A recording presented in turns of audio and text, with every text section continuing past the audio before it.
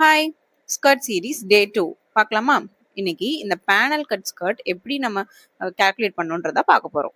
இதுக்கு நமக்கு தேவையான measurements waist, skirt length and number of panels மட்டும்தான். ஃபர்ஸ்ட் நம்ம இதுல சிங்கிள் பேனலோட P1 அதுதான் நம்ம கால்குலேட் பண்ண போறோம். அப்ப P1 waist divided by number of panels தான் இதுக்கு ஃபார்முலா. ஸோ வெய்ஸ்ட் வந்து 34 divided by number of panel 16. So P1 வந்து 2.1. இது கூட 1 inch seam allowance ஆட் பண்ணிக்கிறோம். ஸோ 3.1. தென் P2 வந்து ஸ்கர்ட்டோட லென்த். P2 நமக்கு ஆல்ரெடி தெரியும். So 40 inches.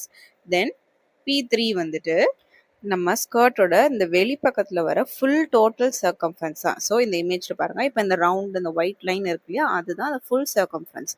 இதுதான் P3. ஸோ நம்ம இப்போ அந்த P3 தான் கால்குலேட் பண்ண போகிறோம். Is equal to C divided by number of panels.